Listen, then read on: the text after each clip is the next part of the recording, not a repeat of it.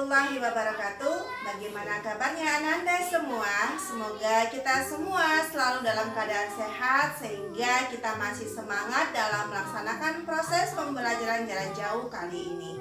Ananda semua, pada pertemuan kali ini kita akan membahas terkait substansi hak dan kewajiban warga negara dalam Pancasila, yang pembahasan utamanya mengenai hak dan kewajiban warga negara dalam nilai dasar sila-sila Pancasila.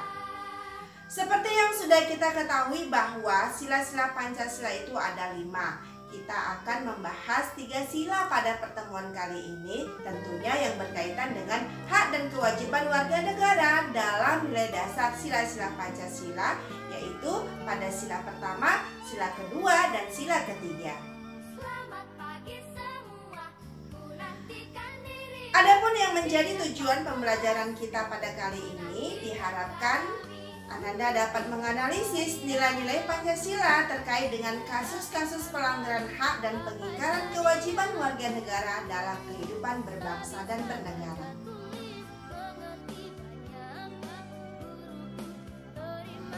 Pancasila merupakan ideologi yang mengedepankan nilai-nilai kemanusiaan.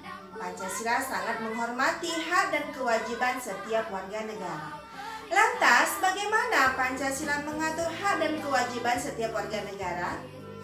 Ya, Pancasila menjamin hak asasi manusia melalui nilai-nilai yang terkandung di dalamnya. Nilai-nilai Pancasila dapat dikategorikan menjadi 3, yaitu nilai dasar, nilai instrumental, dan nilai praksis. Hak dan kewajiban warga negara dalam nilai dasar sila-sila Pancasila. Ini yang akan kita ulas pada kali ini.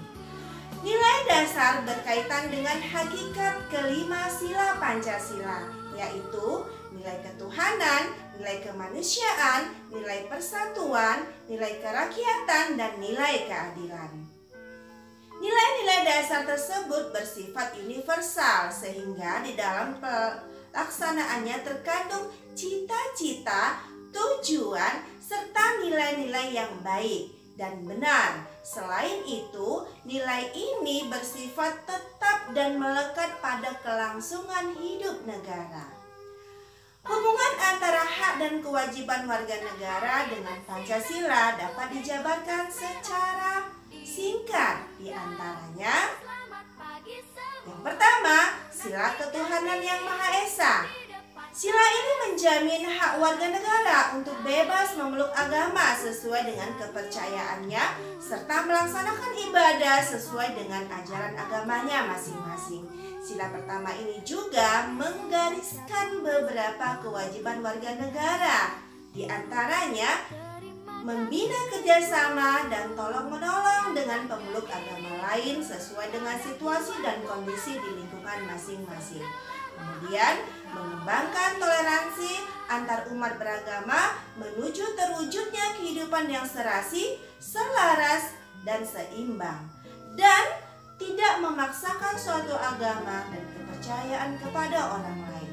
Itulah di antara beberapa nilai yang harus ditanamkan oleh setiap kita sebagai warga negara Indonesia. Yang kedua, sila kemanusiaan yang adil dan beradab menempatkan hak setiap warga negara pada kedudukan yang sama dalam hukum serta memiliki hak-hak yang sama untuk mendapat jaminan dan perlindungan hukum. Adapun kewajiban warga negara yang tersirat dalam sila kedua ini diantaranya, yang pertama, memperlakukan orang lain sesuai harkat dan martabatnya sebagai makhluk ciptaan Tuhan yang Maha Esa. Kemudian, mengakui persamaan derajat, hak dan kewajiban setiap manusia tanpa membeda-bedakan suku, keturunan, agama, jenis kelamin, dan sebagainya. Kemudian, mengembangkan sikap saling mencintai sesama manusia, tenggang rasa, dan tidak semena-mena kepada orang lain, dan melakukan berbagai kegiatan kemanusiaan. Nah, itulah tadi beberapa sikap dari sila kedua. Selanjutnya, sila ketiga, yaitu sila Persatuan Indonesia, menjamin hak-hak setiap warga negara dalam keberagaman yang terjadi kepada masyarakat Indonesia, seperti hak mengembangkan budaya daerah untuk memperkaya budaya nasional. Dan sila ketiga ini juga mengamanatkan kewajiban setiap warga negara, di antaranya menempatkan kepentingan bangsa dan negara di atas kepentingan pribadi atau golongan. Kemudian, sanggup dan rela berkorban untuk kepentingan bangsa dan negara. Selanjutnya, mencintai tanah air dan bangsa Indonesia tentunya. Kemudian, mengembangkan persatuan Indonesia atas dasar Bhinneka Tunggal Ika. Serta nilai yang harus ditanamkan, yaitu memajukan pergaulan demi persatuan dan kesatuan bangsa.